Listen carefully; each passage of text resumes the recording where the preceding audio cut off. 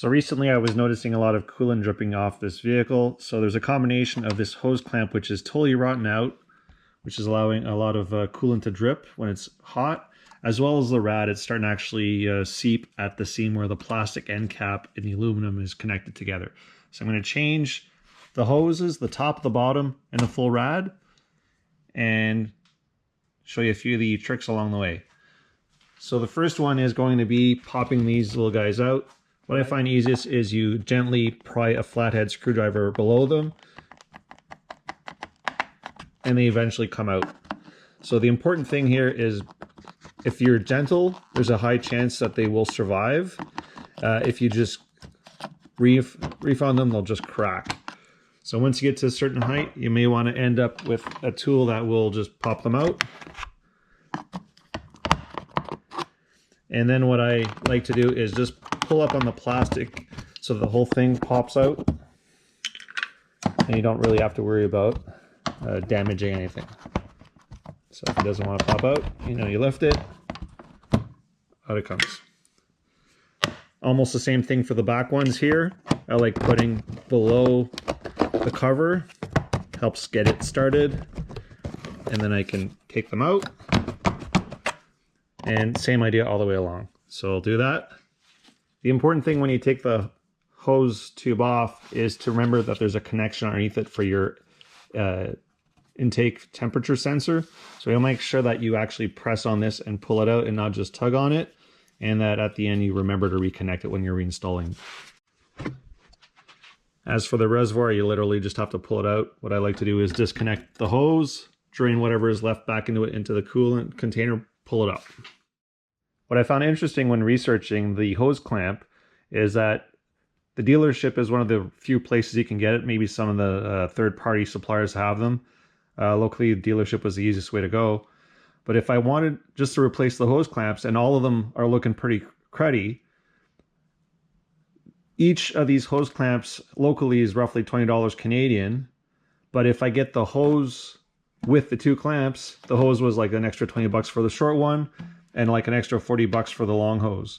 So definitely research where you're going to buy them. I'll post the part numbers of both the upper and lower rad hose, and also the clamp itself.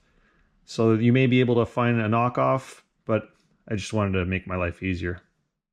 What's really annoying about changing the coolant in a JK with a Pentastar is that if it's a 2012, it uses a different coolant than the 2013s to 2018 JKs or JKUs.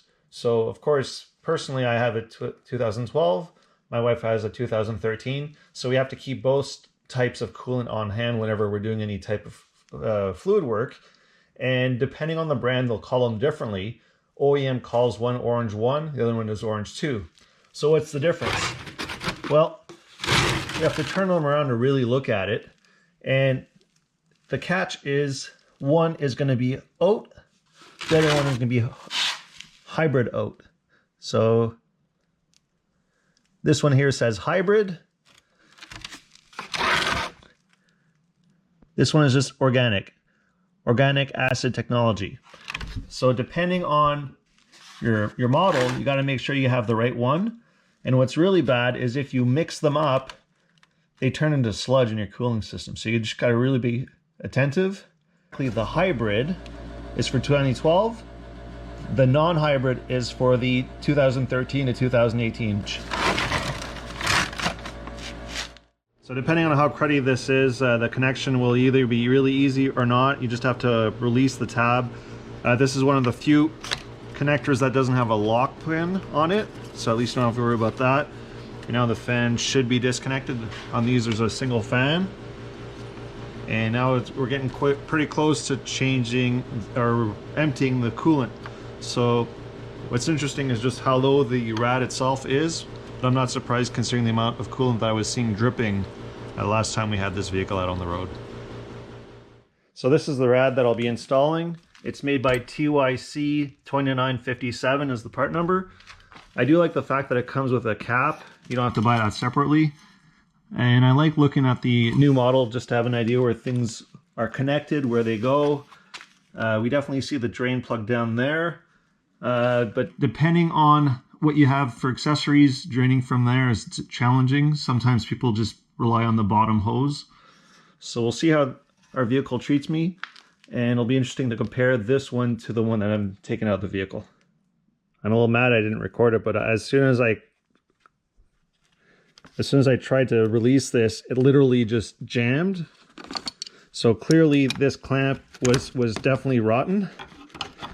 Now it's 2 pieces. So yeah, clearly this clamp was no longer doing anything in life. It was just sitting there looking pretty. So it was definitely a good call to decide to change all of them, seeing how that one is reacting. So yeah, whenever you see a clamp that's this soft, you definitely know that it's not going to be able to hold any pressure. So yeah, it's pretty crazy when you get to this state. It'll be interesting to see how all the other ones treat me. Time will tell.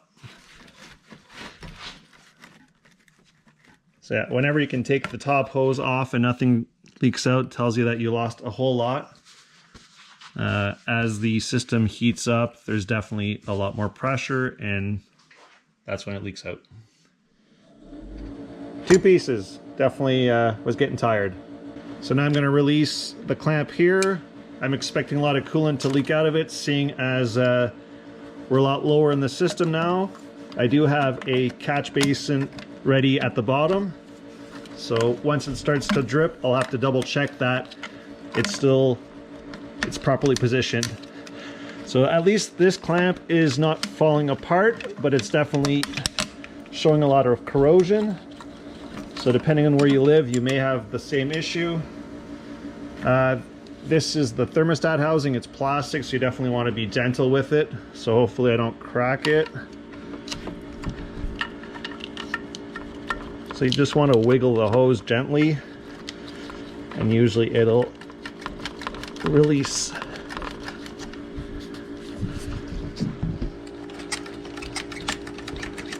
There we go. You can start seeing some coolant seeping out.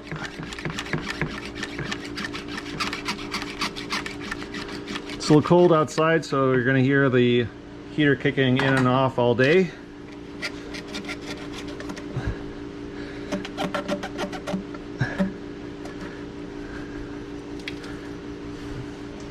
So I'll check underneath. Got the pan at the right spot.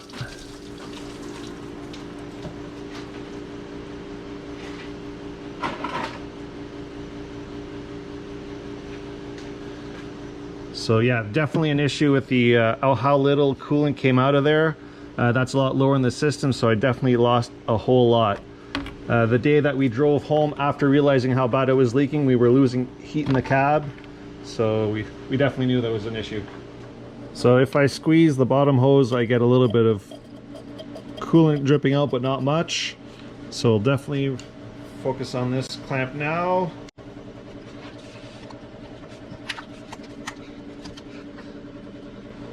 So if I remember correctly, the water pump is at the bottom. It pushes coolant into the radiator,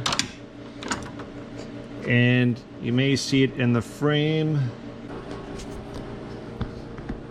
Down here we have a coolant filter. This being a 2013, it does have some issues with sand casting in the block.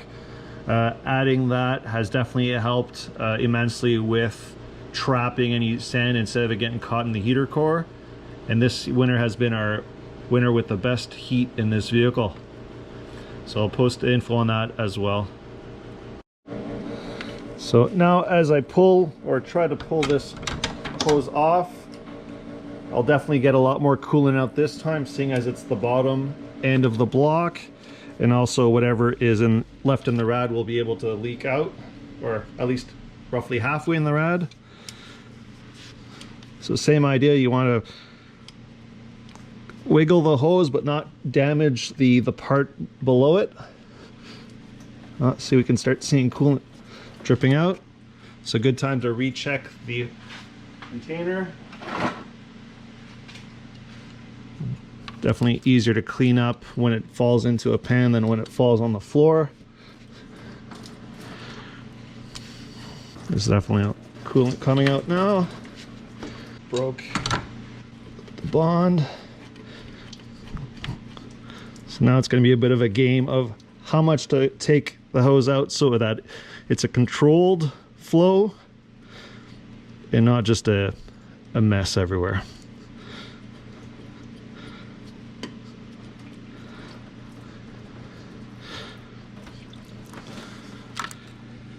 So keep wiggling the hose.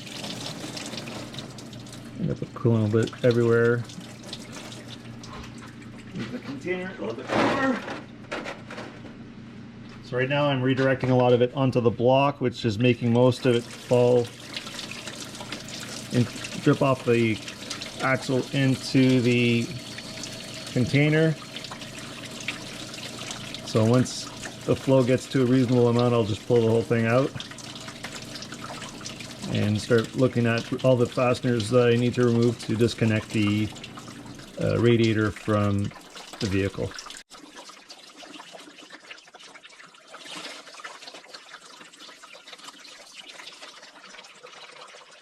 Another trick is definitely push down on the hose, the radiator hose. There will be a lot of coolant within it that will drip out.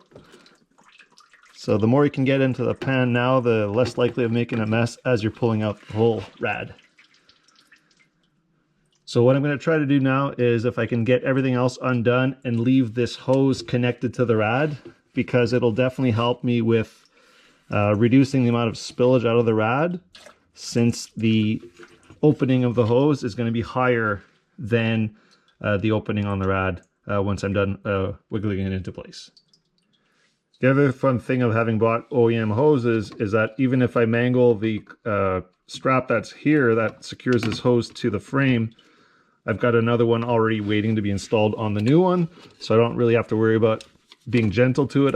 I can literally cut it off if I want to, and then just pull it out once I have more room to be ready to receive the new one. So I should have just done it sooner. Might as well pull the airbox out completely. You have the option of just disconnecting this hose and taking it out. I'm just going to pull it up, sit it here. It won't be in the way for what I got to do. And that will give me access to some of the hardware that I have to remove for the radiator. So depending on how often you've taken this out, this will be either super easy because there's literally pressure clips at the bottom, and boom, it's out. So here we can see the upper rad hose for the other side. That one is also looking really sad, so happy I'm going to change all of them. And that'll definitely give me a lot more consistency and reliability in the cooling system for years to come. So there's going to be a few bolts for the fan, a few bolts for the actual rad to the vehicle. Some vehicles you take the rad off the vehicle and you can take the fan off separately. That's what I'm going to try and do here. If that doesn't work, then I'll try removing the fan from the rad and then take the fan out as one unit. So the two top bolts, there's one here and there's an identical one on the other side. Came out really easy, 10mm fastener. And then when I start wiggling the radiator, I realized that everything else in front of it is also wiggling. Let's put a little bit of lighting. So because I think this is a transmission cooler and behind it is the AC condenser, they're all connected or all bolted to the radiator. So now I'm at that point in the game where I kind of wish I could remove the grill with a little bit more ease. The winch on this thing, because of the bumper, is extremely close. It's actually pushing against the grill. So to remove the grill, I have to remove the winch. And where I'm going to have a lot of fun, and let's see if I can find a way to get some light on it. I'm not sure how visible it is. I'll definitely circle it, but there's a 8mm fastener down there, and there's going to be another one. I can see it. I'm not sure if the angle is going to be good, but there's another one down there. So those are going to be a little tricky. I'm going to definitely try accessing them from the bottom So hopefully one of these 8mm gear wrench is able to sneak in there and actually help me turn them. If not, I'll have to reconsider because I'm going to have to reinstall them after when I'm done. The others so far are super accessible from the front. And there's another one. So there's another small one up there that's holding the AC condenser in place. There's going to be a twin on the other side. Again, super accessible. So that'll be also easier to remove. I'll start with the bottom ones, which are definitely going to be challenging. We'll see what happens. So this is working on the driver's side. We'll see if I can do the same thing on the passenger side. So far the one that has a bit of an angle is giving me a little bit of a better angle. We'll see soon enough if I can get it all the way out.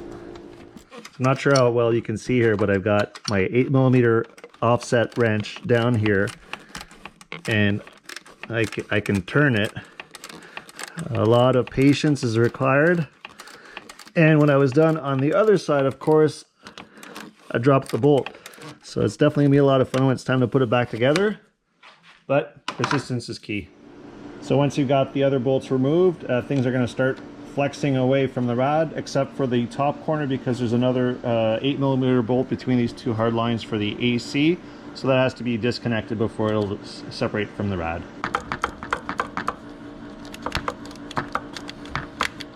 And if you're lucky, the bolt will stay attached to the socket.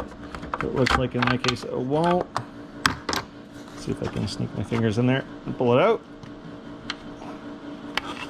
Success. So now the condenser should move separately from the lines, from the radiator. And I think that was the last corner of that I had to worry about before I could physically take out the radiator. So this was the location where the AC line was connected on the side. So now I'm going to check down here and see if there's another bolt for something else down here. That's probably what's holding everything together. So from this angle we can see that 8mm bolt that has to be removed to release those lines that are on the side. Again, we're just releasing the bracket and not disconnecting any of the lines. So now with that line, that bracket with the lines pulled apart from the radiator, this should be a little bit easier to pull. Let's see what happens now. Again, definitely getting a lot more motion out of it. There was also a little clamp at the bottom with a wire clip on this side. I'll make reference to a photo from the new radiator just so it's easier to locate it. And it seems like you just have to be patient here and things are going to start coming along. So there seems to be a bit of a rubber cover of some sort. So just got to wiggle the AC lines away from the radiator so that pops out. And my impression is if I get the oh, there's another clip here, of course, for the power to the fans. Let's pop that out.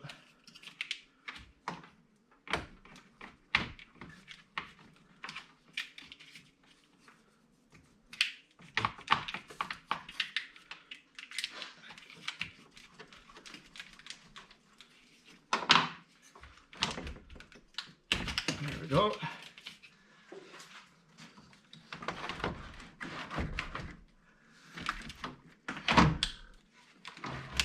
And my impression is on the passenger side, I'll be able to pull it a little bit further away from all these lines on the driver's side just to make sure that there's nothing getting caught. Patience is key. And the other thing you want to make sure that you do or don't do is damage your AC condenser. So I'm starting to wonder, what am I looking at from this side? So far so good. There's no such thing as too much lighting when you're doing something like this. You never know where you're going to need it. Alright, so I don't like the way that the condenser is moving around. So let's pause, support it, and keep going. So Let's keep going here. It's feeling pretty good. There's definitely a lot happening on the driver's side. So now I'm noticing that had I taken the fan off earlier, I wouldn't have any interference with my power steering hose. So that's something definitely to think about. Once it's out, I also want the upper or the lower hose to be fished up. So now I'm trying to wiggle it a little bit more passenger side to try to get around the power steering line. I'm quickly starting to wonder what I was thinking when I left the fan installed. Might have enough room on the passenger side now. Aha! It's out. I can definitely hear a lot of coolant sloshing in this hose. So removing the fan was super easy. There's just 2 bolts at the top. One here and one on the other side. So definitely something I'll consider installing the fan once the radiator is in. It'll make my life easier. Now that I'm looking at this, I'm really wondering if all the seepage I was seeing was actually from the top clamp. Usually there's some serious crud buildup wherever it was leaking. I'm not seeing much. I'm not seeing really anything. So it doesn't look out of normal, but I'm this far into it, I might as well just change the radiator and have a definite start point where this rad will be replaced. I'll spend a few minutes just to double check, see if this looks like the stock one. It looks in pretty decent shape if it is the stock one. And I'll keep going.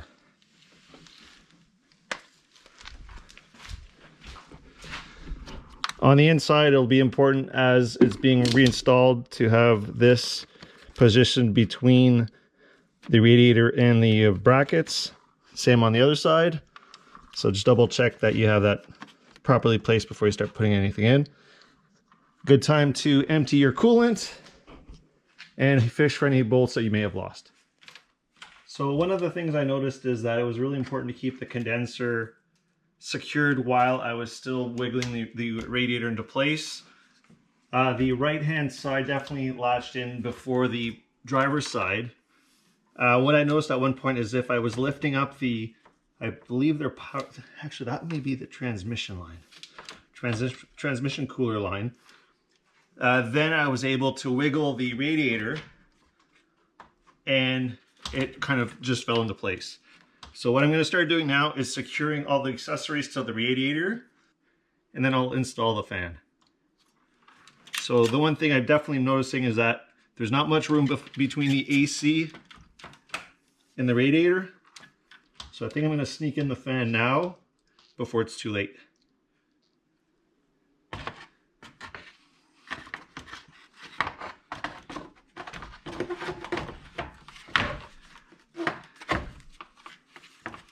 Wow, that was a whole lot easier. Okay. So as you're repositioning these lines, just make sure that they're sitting in the groove.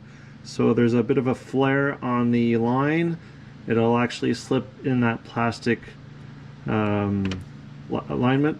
And then once the top and bottom one are at the right spot, then you can reinstall the little clamp with the 8mm screw. Once you have the bracket installed, it should look something like that. There's a cool little alignment spot on the bracket, so if you're not sure, just pay attention for that. So far I have the top bolt for the condenser, the passenger side bolt for the I think that's the transmission cooler now. On this side, the 2 bolts for the transmission cooler and the top bolt for the condenser. So at least I know everything's lined up. I've reinstalled the rad at the top on both sides. So again, you got to remember the size of these fasteners. You don't have to go super tight on anything. You just want it to be secure. So what do I have left? I have this one 8mm left down here for the AC lines. There's a bottom bolt on both sides for the AC condenser. Once those are installed, then I can keep going and install the coolant hoses. So the angle here is really difficult to capture, but the easiest way I found so far to feed this last bolt down here is actually a bit of an angle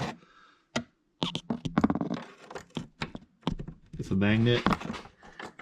You fish it down and it lands right into the hole. Of course, now the fun is going to be to actually thread it before it falls somewhere.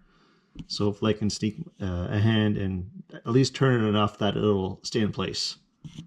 Already reconnected the fan. Might as well start sneaking in the lower rad hose. If you did like I did cut the little tab down there, so I did pull it out. And now I can slide the new hose on the rad. Then I can slide it at the water pump. It's all the way in.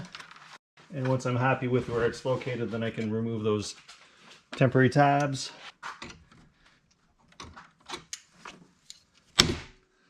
One out. Both out. So now that's nice and secure. And now I can reattach the hose to the frame. There, nice and secure. So slide it on at the thermostat first. Line it up with the tab. Then do the same thing at the top. There. Lined up. So I gotta pop those tabs again.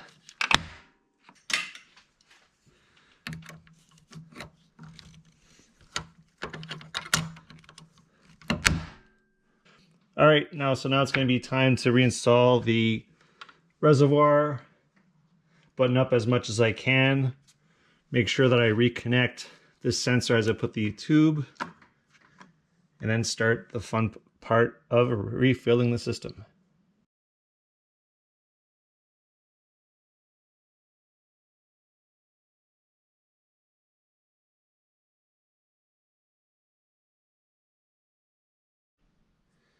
So I was able to get a full 4 liters, so a gallon or so of coolant into the rad with this contraption. This definitely helps when it starts heating up, so it has somewhere to go. So now definitely at the point where I have to start working out the bubbles. So time to open up the garage door, start the vehicle, let it idle with the engine all the way, or with the heat all the way to hot, and start seeing how many bubbles I can get out of the system before I start driving it. And after that, do a good check after to make sure that there's no leaks anywhere.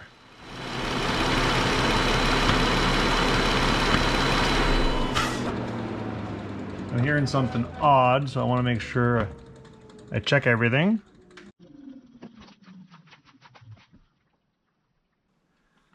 So the fan was turning, which is a good sign.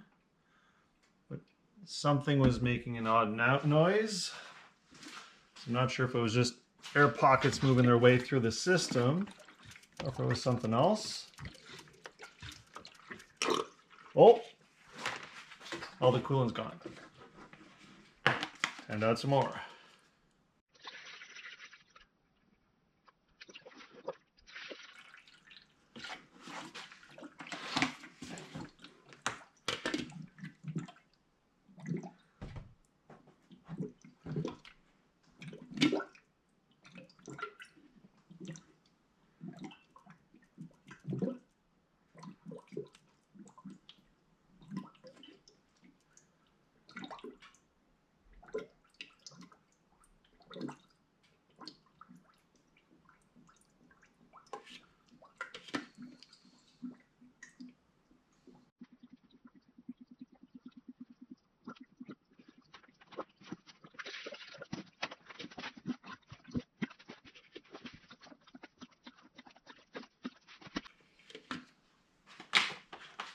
Start up again, see how it goes. Definitely took about an extra 1.5 liters. And it's still going.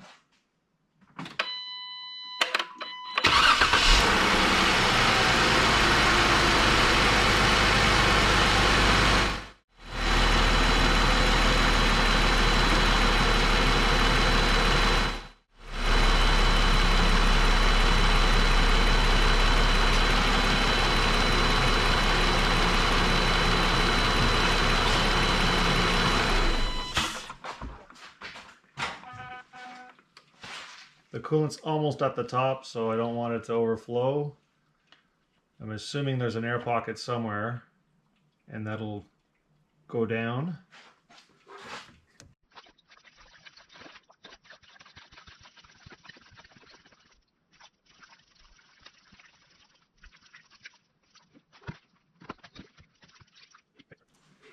Okay, start it up again.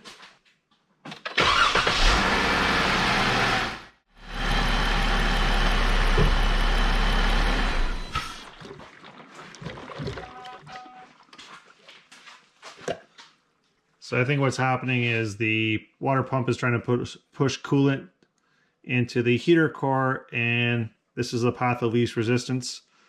So time to remove this reservoir, seal it up,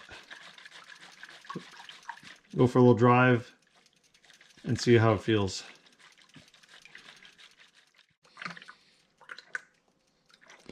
So what I like about a container like this is there's a plunger, so you can put it in and pull it out, and there's very little spillage, so you can put it back in your container and reuse it later instead of just having it leak all over the place. All right, so let's pull this out. There's still some leaking in, so let's give it a little bit of time. Should be able to get all of this in there.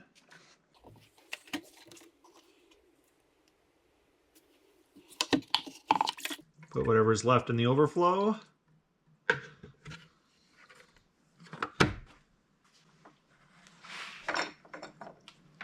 can put the actual cap on it. So that wraps it up. After a drive, I'll recheck the coolant. I'll keep a jug of coolant with me for a few days just to make sure any air bubble gets worked out. If you're really having issues, there is a bleeder underneath near the thermostat housing. I'll add a snapshot and circle the part. You'd have to crack that open and let some coolant out, and that'll help get any trapped air out of the system. Lessons learned: I definitely would have preferred to take the grill off if I could. It would have made my life a whole lot easier. Removing the fan sooner in the process would have made everything to take out easier. So now at least I'm happy I've got these brand new hoses, a fresh radiator. I should be good to roll for a while as long as that water pump stays healthy. Thanks for watching. Hope this was helpful. Overall, it wasn't difficult other than accessing some of the little hardware along the front of the radiator. Other than that, pretty straightforward. Thanks for watching.